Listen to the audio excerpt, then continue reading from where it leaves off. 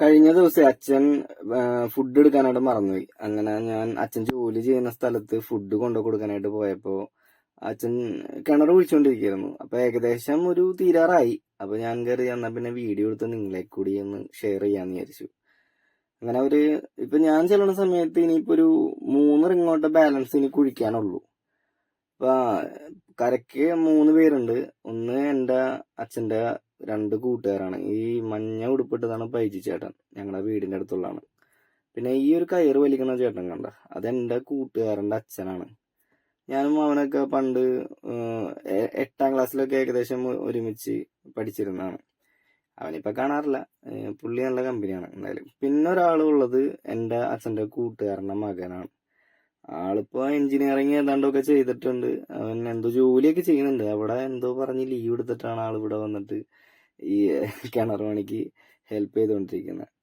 അച്ഛനാണ് ഈ ഒരു കിണറിന്റെ അടിയിൽ ഇപ്പൊ നിലവില് കുഴിച്ചുകൊണ്ടിരിക്കുന്നത്. അവരിങ്ങനെ മാറി മാറി ഇറങ്ങും. ഞാൻ ചെല്ലുമ്പോ അച്ഛനായിരുന്നു കിണർ കുഴിച്ചുകൊണ്ടിരുന്നത്. ഇപ്പൊ ഈ കിണറിന്റെ ഈ അറ്റത്ത് ഞാൻ നിൽക്കുമ്പോ എനിക്ക് അച്ഛനെ കാണാം. വീഡിയോ എടുക്കുമ്പോ ഇരുട്ടായത് കൊണ്ട് ഫോണില് നിങ്ങൾക്ക് അത്ര ക്ലിയർ ആണോന്നില്ല. ഇതിപ്പോ റിങ് ഇറക്കി വെച്ചേക്കണുണ്ട്. നമ്മളിത് ഈ കിണർ കുഴിച്ച് കഴിഞ്ഞിട്ടാണ് അവർ ഈ റിങ് ഇറക്കി വെക്കണത്.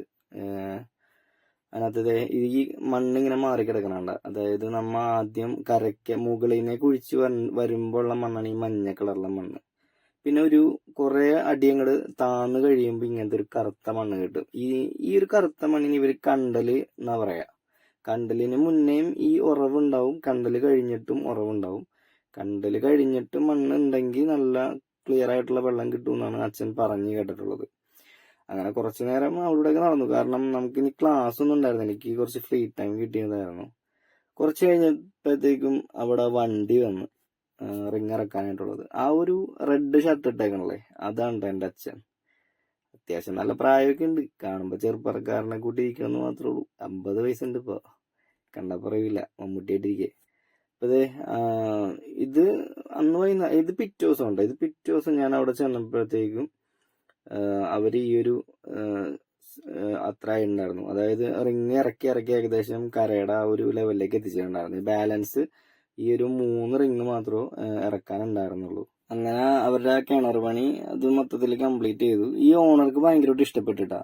ഓണർ പറയണ അവര് പെര പണിതിട്ട് വിൽക്കണ ആൾക്കാരാ. അപ്പൊ പല സ്ഥലത്തും കിണർ പണി കുഴിച്ചിട്ടുണ്ടെങ്കിൽ ഇങ്ങനെ പാമ്പ് പോലെയൊക്കെ വളഞ്ഞിരിക്കുന്നു. ഇത് നല്ല കറക്റ്റ് സ്ട്രെയിറ്റ് ആയതുകൊണ്ട് ഭയങ്കരമായിട്ട് ഇഷ്ടപ്പെട്ടു അവർക്ക്.